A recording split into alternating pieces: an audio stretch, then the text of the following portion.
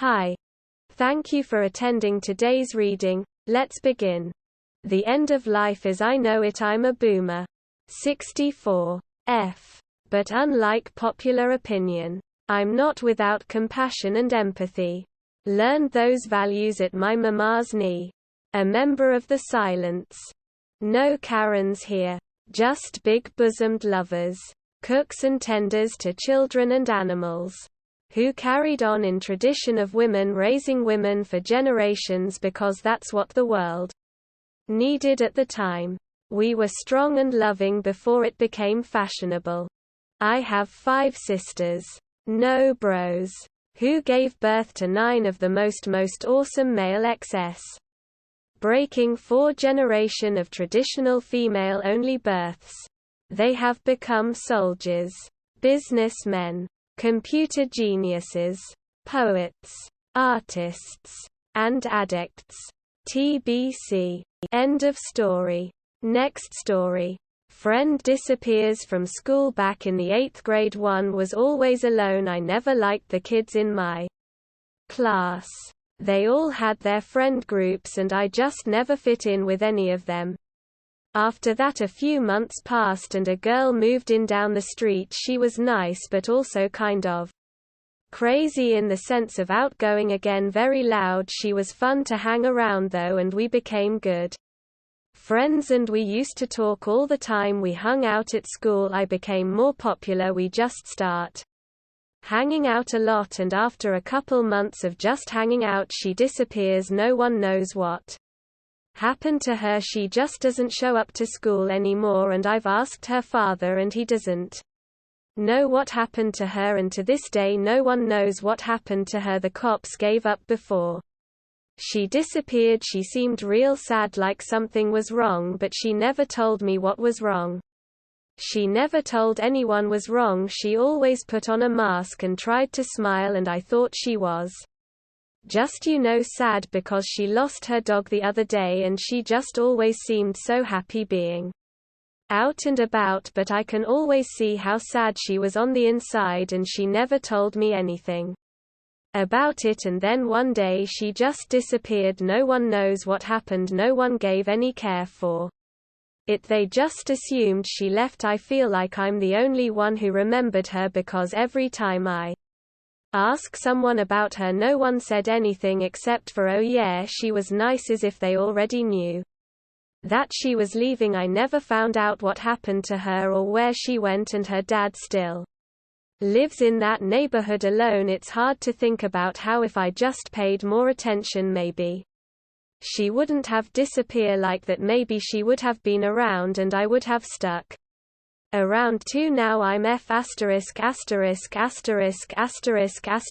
200 miles away from home working at a dead-end job and losing my S** every other day, but I guess that's just how the dice rolls. End of story. Next story. A 10-year-old boy wishing his millionaire parents would abandon him like they did years ago. 1992. It was still odd for 10-year-old Minho to be eating off of plates. He had never done so in Korea. It was always stainless steel bowls back then. Holding a bowl of rice with his left hand, and both the spoon and chopsticks with his right. Everyone sat on the floor, surrounding a small folding table for the side dishes.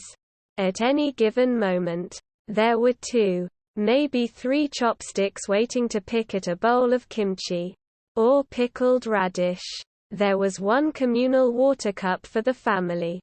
Anyone that was thirsty would fill the cup, then drink it all so that they wouldn't leave any backwash behind.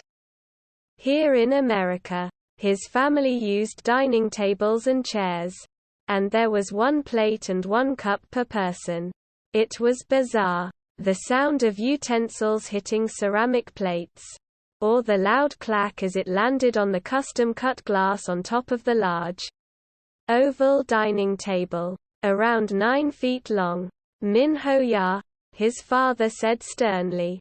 I told you, don't hold your chopsticks and spoon at the same time.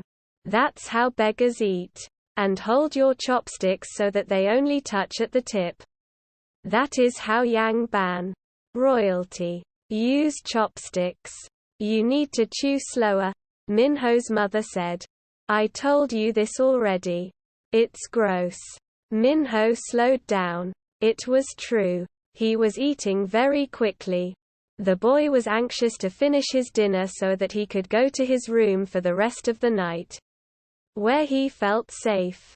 So, Minho's father said, I was talking with a friend of mine. He smiled as he started the story. And Minho's mother smiled as well, as if she was in on the joke. He has 2 daughters.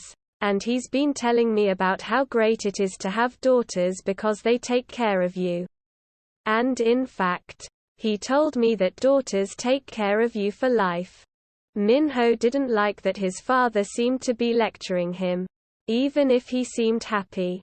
Nervous. The boy began to chew quickly again, his eyes bouncing back and forth between his parents. So we've been discussing how we can trade one of his daughters with you. Because he'd like one of each. And I'd rather have a daughter than a son. Minho stopped chewing, his food still in his mouth. It had been a little over a year since he had been reunited with his parents. And it was no secret that he had been nothing but a disappointment to them. They hated the way he ate, the way he laughed so crudely, or how dark and patchy his skin looked. They hated how low class their son was. However, this felt excessive. Tears began to well up in his eyes and fell on the glass of the dining table. To his surprise, his parents were looking at each other, stifling their laughter. Minho got up from the table and swallowed the food he had in his mouth. Thank you for dinner, he said in tears, and walked out of the dining room. Are you crying? His father said, now laughing without restraint. Minho, yeah. Come back. I was kidding. Quote. But Minho did not go back. He heard the loud chatter of his parents as he entered the kitchen. Walking past the smaller dining table they used only for breakfast, then he crossed the living room. With the fireplace. The one where a golf trophy shaped like an eagle rested on the mantel. He turned the corner to enter the carpeted living room with the big screen TV. The one that he often had to crawl across to get to his bedroom after his beatings. As he cried under the blankets of his queen-sized bed yet again. This time he was overcome with a new feeling. He was disappointed that his father was only joking. He didn't want to be here anymore. This time, he wanted to be abandoned. End of story.